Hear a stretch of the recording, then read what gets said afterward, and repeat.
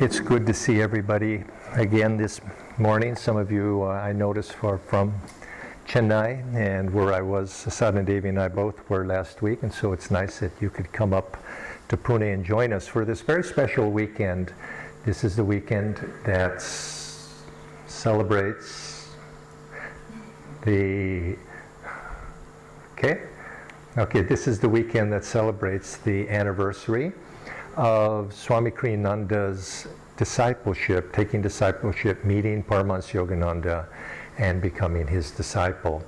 And I would like to begin our discourse this morning by inviting the singers up to sing a song.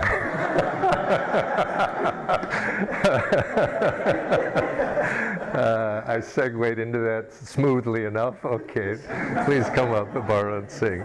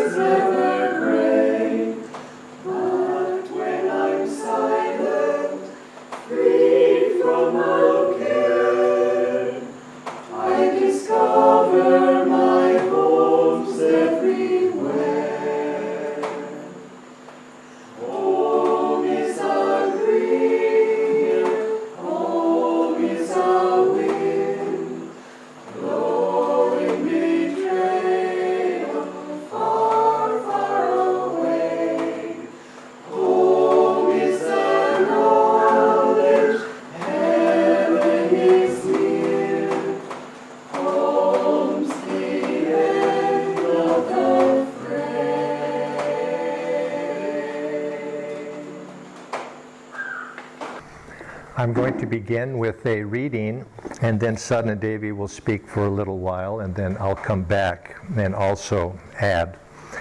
I thought it'd be appropriate, because of the theme of this weekend, to read that section of the New Path where Swamiji first meets Paramahansa Yogananda. And to set the stage for those of you who have not read Swamiji's autobiography, he had read Paramahansa Yogananda's autobiography of a yogi in New York City. And as he said, very immediately afterward, took the first bus to Los Angeles, traveling 4 days, 4 nights to Los Angeles. And when he reached Los Angeles, the first thing he did was to take another bus to Encinitas, which is about 100 miles south of Los Angeles City. And thinking that Paramahansa Yogananda was there, because somehow in his mind he had associated that that's where Yogananda lived. He went there, but to his dismay discovered that Paramahansa Yogananda was not there on that week. Sister Gyanamata met him and redirected him back north to Hollywood Church, where Paramahansa Yogananda was giving the discourse, the Sunday service, or certainly a lecture at that location. So he hopped back on the bus, went north, reached there in the afternoon, about 3 o'clock or so. And by this time, the services had been concluded, and but yet Yogananda was still there. And so he made inquiry to be able to speak with Yogananda, but was put off by it, saying, oh, his appointment book is completely filled. And he asked, well, when can I get an appointment to speak to him? And the lady said about 2.5 months.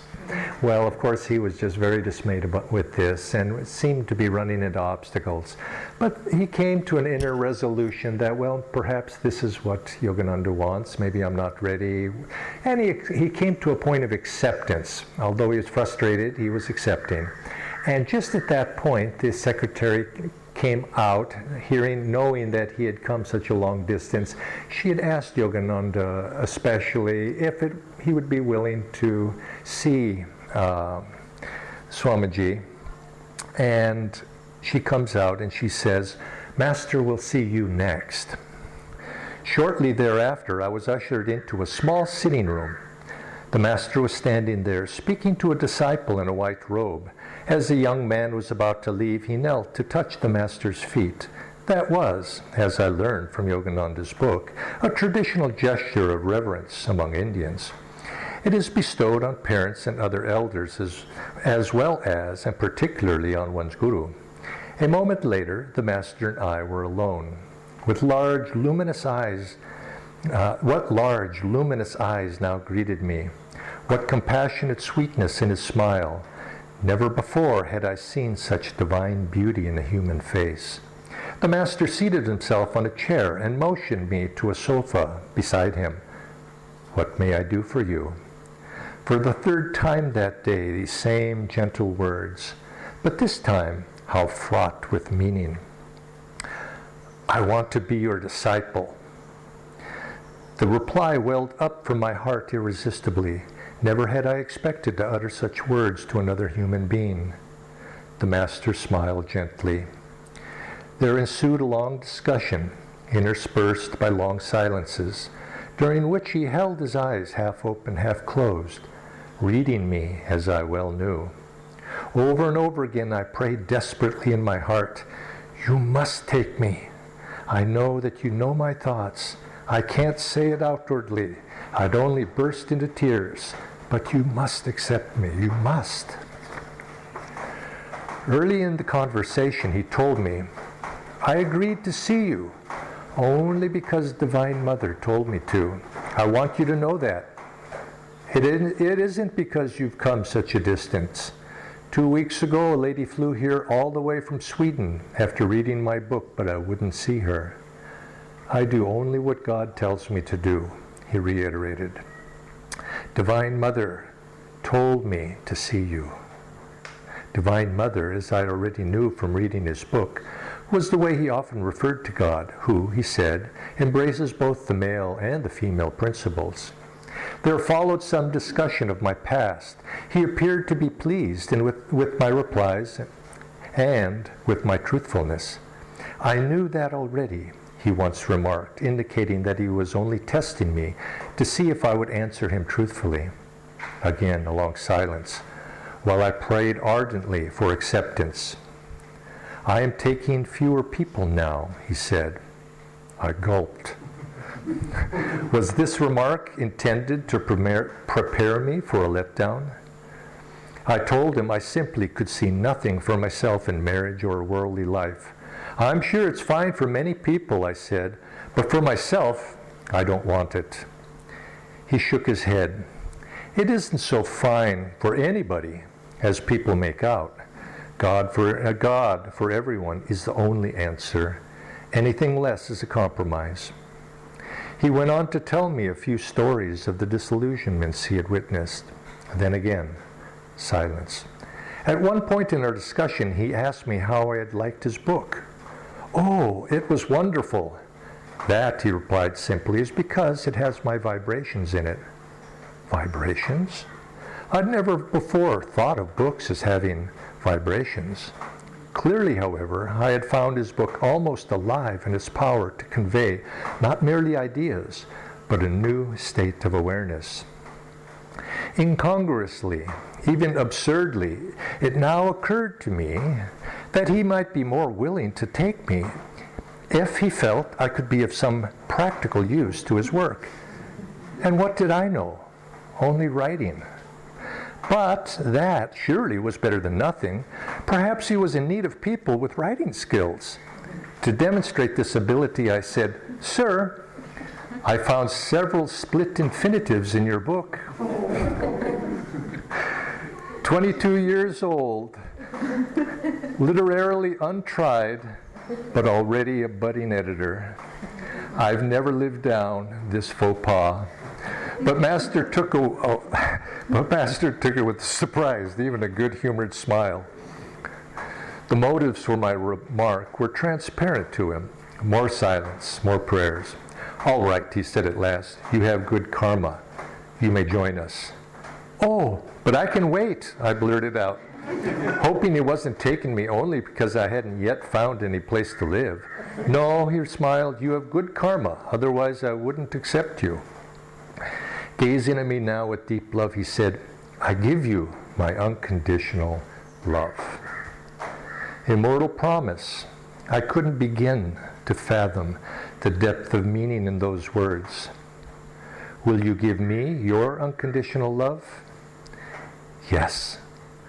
"And will you also give me your unconditional obedience?" Desperately though I desired acceptance, I had to be utterly honest. "Suppose sometime," I asked, "I think you're wrong." "I will never ask anything of you," he solemnly replied, "that God does not tell me to ask." He continued, when I met my master, Sri Yukteswar, he said to me, "Allow me to discipline you." "Why, sir?" I inquired. "Because," he replied, "in the beginning of the spiritual path, one's will is guided by whims and fancies. Mine was too," Sri Yukteswar continued, "until I met my guru, Lahiri Mahashaya. It was only by attuning my haphazard will to his wisdom-guided will that I found true freedom. In the same way, if you attune your will to mine, you too will find freedom. To act only on the inspiration of whims and fancies is not freedom, but bondage. Only by doing God's will can you find what you are seeking." "I see," I replied thoughtfully.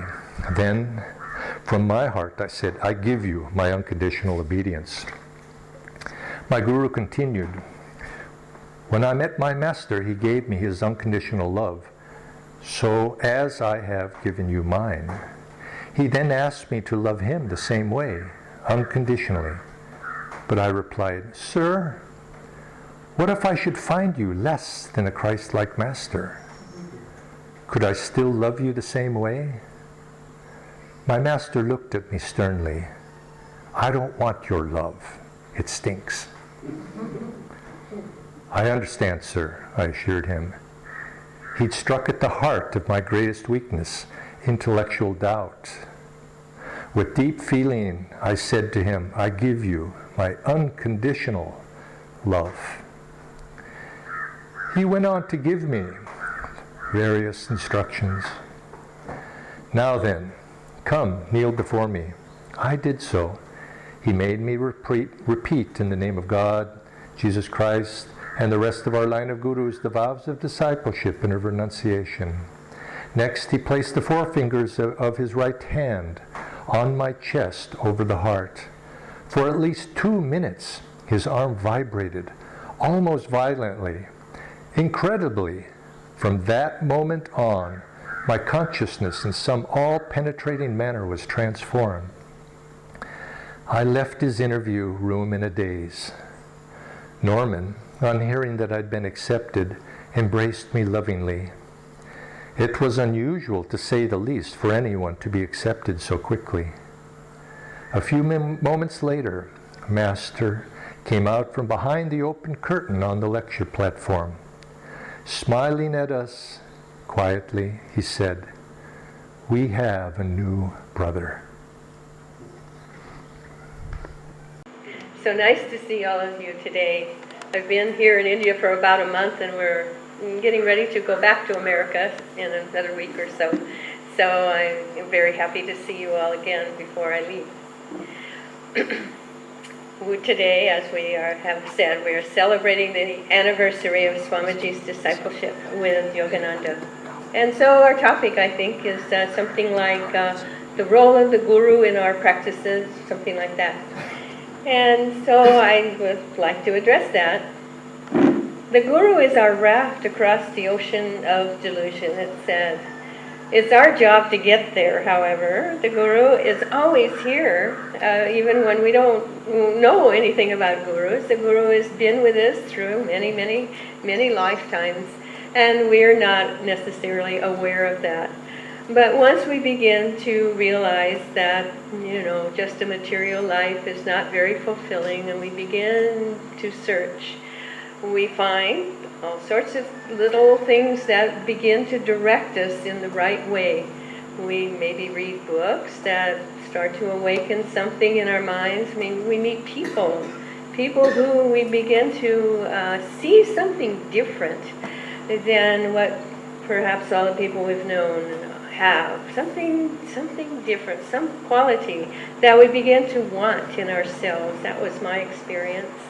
We, as I say, we read books. We have thoughts that change and that aren't the way they used to be. And we begin to look and we begin to seek. We don't know what we're seeking at first, but eventually we come to the realization that it's a guru that we need. That's what is going to help us. And very often we're exposed to a book such as the Autobiography of a Yogi, or some other book that opens our eyes, and we start to see the hand of the guru in many, many places.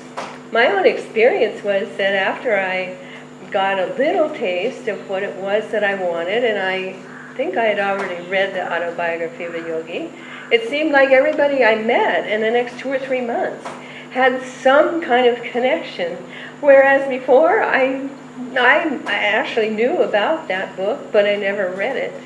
And all of a sudden, once I did, all these doors opened. People that I didn't know, new people that I met, had some connection with either with Ananda, or they had the autobiography somewhere in their home, or in some way I had this connection. And so this is what happens, something like this will happen with almost everyone when they begin to seek, when they begin to look for that thing that we know is what is going to bring us that fulfillment, that what's missing in our lives. And so today I had a little list of stories that I'd like to tell. Some are from the Autobiography of the Yogi, some are from Kriyananda's book, the biography of Paramahansa Yogananda, and there's some that I just had already known from one place or another. So I'd just like to tell you some of them. In the Autobiography of a Yogi, there's the story of the boy named Kashi. And if you remember, he's the one who Master predicted would die soon. Well, when Master said that, he shocked himself. He was really upset that he had said this to this boy. Needless to say, the boy was quite upset. And they talked back and forth for some time, and the boy again and again asked Yogananda to look after him after his passing. And when he returned in another lifetime, would Yogananda please find him and direct him onto the spiritual path again? Well, as Yogananda put it, this is quite a big responsibility. But finally, he said yes, he would do so. And in fact, I believe it was cholera that took Kashi. It wasn't long after that he passed away, a young boy. And so some years went by, Yogananda didn't forget him, and he then began to look for Kashi. And at one point he goes somewhere and he holds his hands up, trying to feel Kashi's vibration. And eventually he does, and he's led to a certain little street, goes down the street, and this tingling in his hands becomes stronger and stronger. And he finally makes his way to a little house there, knocks on the door, and asks the sort of impertinent question, "Are you expecting a child here?" And they said, "Well, yes." And so he went in and he explained to this couple that they were going to be the parents of the soul of this boy named Kashi. And they were actually very honored. And when the child was born, they named him Kashi again. And as the story goes in the autobiography, he grows up, and I'm not sure how old he is. I believe he's a teenager, and Master introduces him to his guru in this lifetime. Well, then, when you read the biography of Paramahansa Yogananda, there's a short little passage in there where Swamiji talks about how he had been in India in 1959. And he met a man who said he had a brother named Kashi. And as they talked back and forth, it came to be clear to both of them that this was this man's brother. This boy, Kashi, reincarnated this second time. And so they talked back and forth, and the man filled him in on things in his life. Swamiji doesn't really go into any of that detail, but just that he knew him, and so now he was this brother of his was the brother of Kashi, and so this brother was so happy to hear that he was in fact this boy Kashi, and so Swamiji, went away feeling really wonderful that he had kind of done a service to Kashi in this way, and that his brother, in fact, had learned about him through Swamiji. So, before Master came to America, he had the school in Ranchi that you probably know about. And while he was at that school, that's where Kashi was actually. And one of the things that he and some of the students, I believe it did was to go out into the forest in a bullock cart. And I'm not quite sure why they were out there. I guess they were just sightseeing. And it became dark. It was getting dark, and the driver of the bullock cart was not going to get them home in time. And so they were going to need to spend the night there in the jungle. Well, it was full of tigers. Lots of roaring tigers were going on. And so they managed to find a little hut, and next to the hut was a pen where the bullocks could be locked up for the night, and they would go inside the hut and spend the night there. So they did. They put the bullocks in there. They went into the hut, and Master asked the driver, "Did you lock the pen?" "No." And so he was. The driver was quite terrified, and so was everyone else actually. And so Master said, "All right, I will go out and lock the pen." So he went out, and in the distance you heard the roars of the tigers. He went outside, and it was dark, quite dark. His lantern went out, couldn't see anything very well. And he sort of made his way toward the pen, and a tiger came out of the forest there and looked at him. And he looked at the tiger, and he said, "God is coming to me in this form."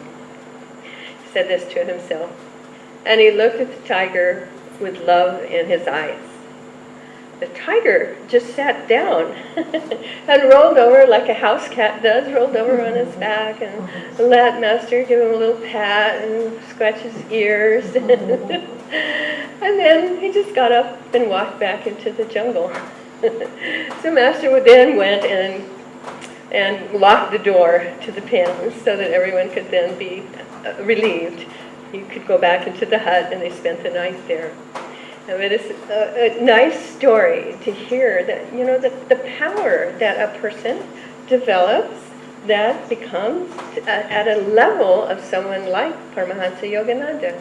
He has the power, as it's said, the perfection of ahimsa is that wild animals will not attack you. And this is what happened for him. It not only did not attack him, it didn't go for the people in the hut or anything like that. It just went off into the forest. And so this is our guru. He was one who had perfected that and was able to meet a wild animal without any damage to himself. The school that Master had in Ranchi was only there for a few years before he came to America. But his school and his philosophy of education lives on through Swamiji. Swamiji spent a good deal of time, I think it was in the 80s, that he put a lot of energy and thought into the way to educate children in a way that is dharmic, and a way that uplifts their consciousness. And I remember that we had schools at Ananda village for many years, and many years before he even did all of this. We were experimenting. We had teachers who were trained, and they were also devotees who wanted to put spiritual practices into the school system. And so this is what we did. And by the 80s, then Swamiji saw how much interest there was in that, and he wrote his book, Education for Life. And so we still have, throughout America and in other countries, we have a system of schools, which was begun by Yoganandaji in Ranchi, and then carried on from there into America and these other countries.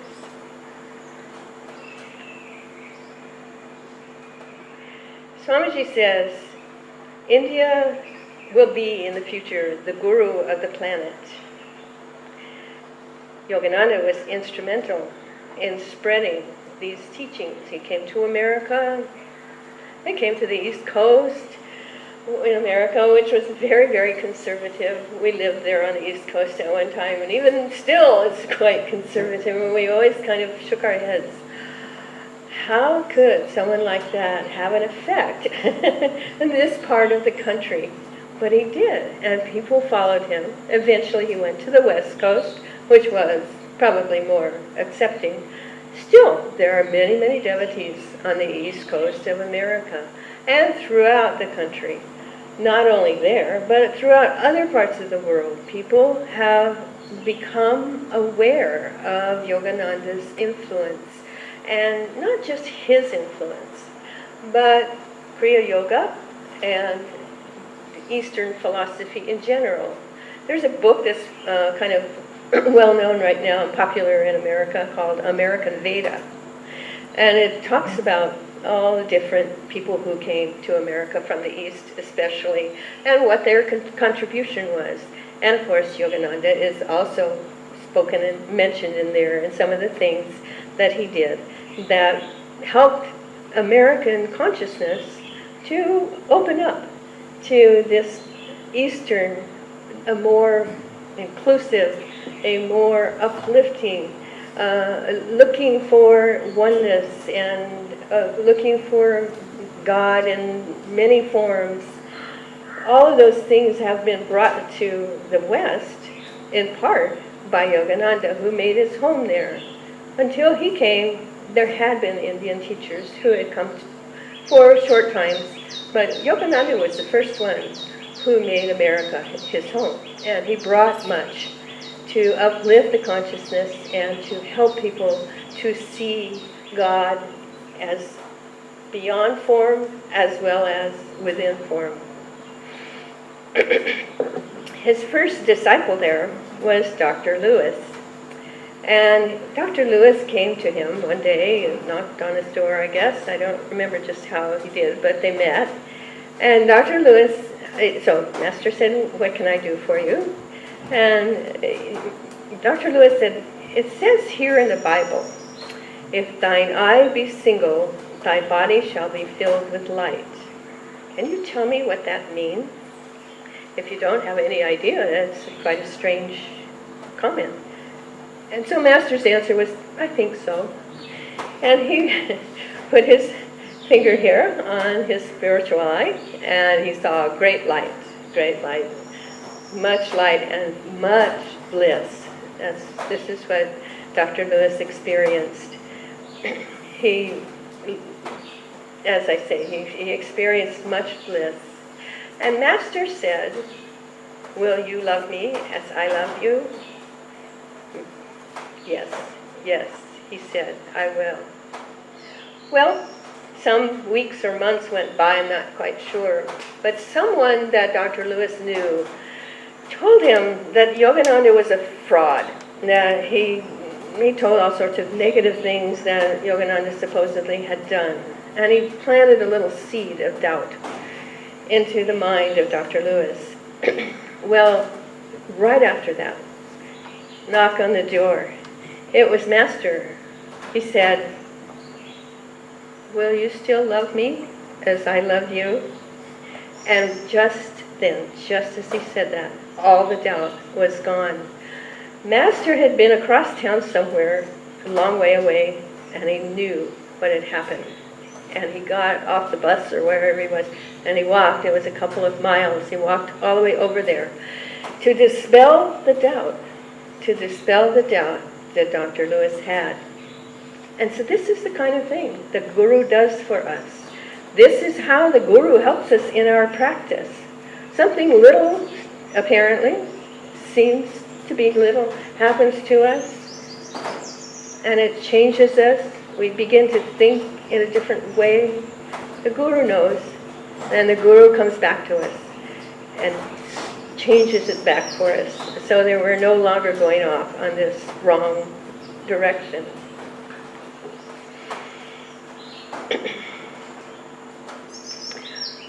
So those are things that happened in Master's time. Some other things happened later on, and one of them happened at Ananda village during the 80s. There was, we have a boutique like this, and we have a retreat similar to this, and in the boutique, of course, we have pictures of the Masters. And someone came in, not familiar with anything we did, and she saw one of the pictures of Master, and she bought it. She said, "I love that face. I don't know who it is. I don't care. I just love that face." She took it home and put it on her bookshelf. Some months went by, and she came back, and she said, "I have to tell you what happened. I took it home. It was on my bookshelf. I've had a hard life. My first fiancé died from a terminal illness. Then I was engaged again, and my second fiancé died of an accident. And I was in such grief that I decided to commit suicide. And I was all ready to do this. I was going to drive off a bridge. So I took my car keys and I started to go out the door. The picture expanded and expanded and expanded so that it covered the door. And I couldn't get out the door. And I saw obviously what the sign was, that I was not supposed to go out the door and commit suicide like this. Didn't know who this was, but I knew this is my answer, was don't do this. This is not the right thing to do.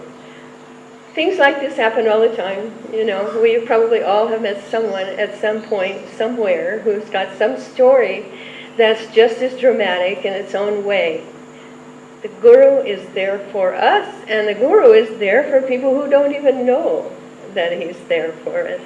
People who don't even know who he is sometimes. Well, my last story. We have at Ananda village a good friend of mine whose mother lives not too far away, and she comes to visit fairly often. And so one day she came, and she was staying with my friend Irene, and she went off on a walk somewhere. And as she was walking, she had a vision of Master. This lady's not a devotee of Master, she's a Catholic. And she had this vision of Yogananda. And they talked for a little while, and she told him what a nice place he had here, and how nice the people were, and things are growing well, and she thought it was a good place. And then she said, "Do you come here often?" He said, "I'm here all the time." He's there all the time. He's here all the time. He's in all of our centers, all of our groups. He's with all of our devotees all the time. He's always with us.